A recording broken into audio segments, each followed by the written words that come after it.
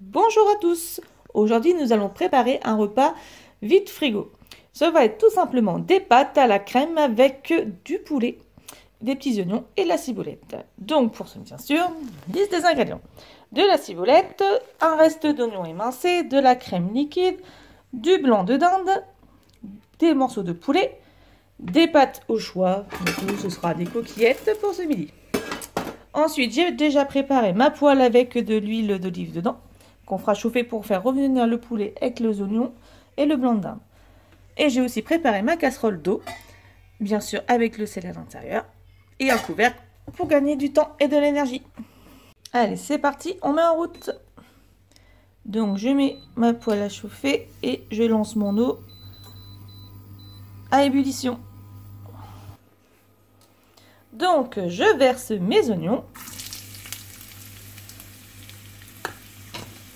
Je fais légèrement revenir vraiment quelques secondes et je vais enchaîner avec le blanc de dinde et le poulet.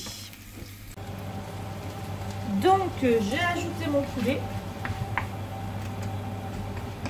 mon blanc de dinde et je mélange.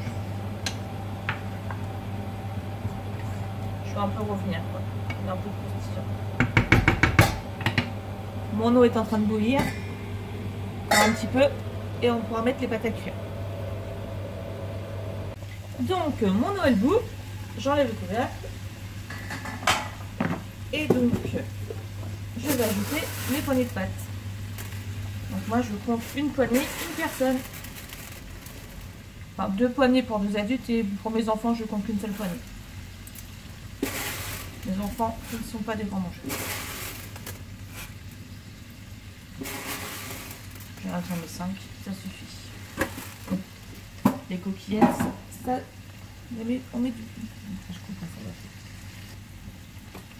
Et je mélange un peu et je vais baisser ma plaque, sinon ça va trop chauffer et ça va dépendre.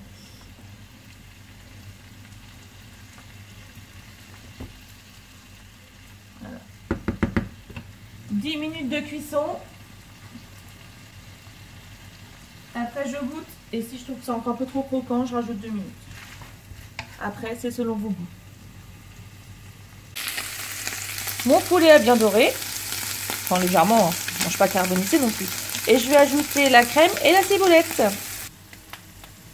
Donc je vais ajouter ma ciboulette. Je prends mon petit ciseau pour couper la ciboulette. Après ça peut être de la ciboulette en poudre, peu importe, fraîche du jardin, surgelée, ce que vous avez, c'est très bien. Ça peut être, si vous n'aimez pas la ciboulette, pardon, vous pouvez mettre aussi du persil, ça marche très bien aussi.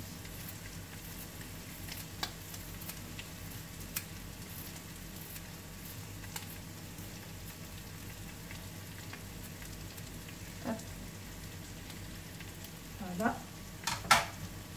On va rester un peu de crème entamée. Hop. Alors j'ai utilisé la crème liquide car je n'ai plus de crème épaisse. Mais au final, c'est tout aussi bon. Hop. Et on mélange. Et bien sûr, on va saler et poivrer aussi. Et on pourrait éventuellement mettre aussi une petite pointe de moutarde. Ce qui serait tout aussi bon. Ça sent bon. Ça donne trop envie. Alors, laisse mijoter quelques instants. Oh, j'allais oublier de saler et poivrer. Hop. Voilà, comme on sait, je le remplisse.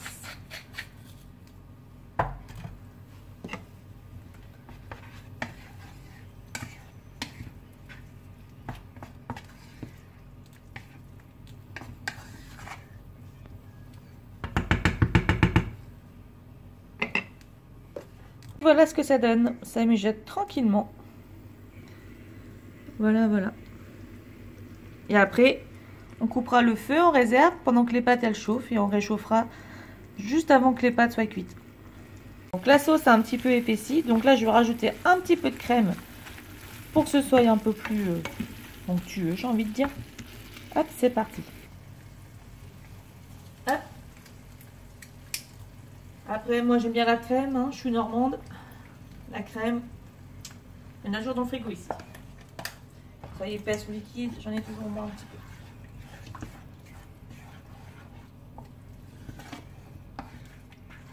Et voilà. Pas trop non plus, hein, ça sert à rien.